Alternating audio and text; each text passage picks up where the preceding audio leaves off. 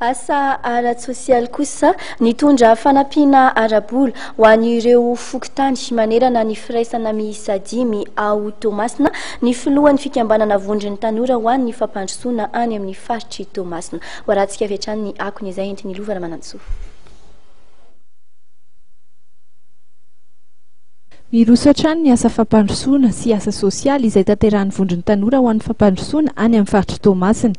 Nizara fanampiana ara-bola ho an'ireo sahirana araka izany ny filomboninaitry ny fikambanana dia Andriamatoma amin'ny Irina Jean ety. Izany dia nozaraina tamin'ireo fokontany manetrana ny firaisana 5 ary nisy ihany koa ny fijerevana ifotony ny olana misy eo anivon'ny Universitén'ny Barika 5 ao Toamasina.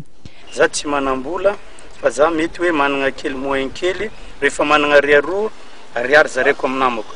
De tonga za natsaritegna zanaka ny Tamatavy nandeha nijery ino zavatra misy ato. Tonga nitaraigny taty amiko ny gène mitovy amina maromaro.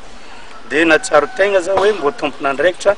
Tonga za hoe nijery ny vahoaka ny gène mitovy amina izay mianatra ty Barika 5 de satria ny fianaragna moka hoe ny fianaragna ny lova tsara indrindra. De tonga za nijery zava misy ato marina tsy nilazahony zareo fa masoko nahita tegna sahiragna tokoa zareo ara grave be zavatra iagnanjare ato.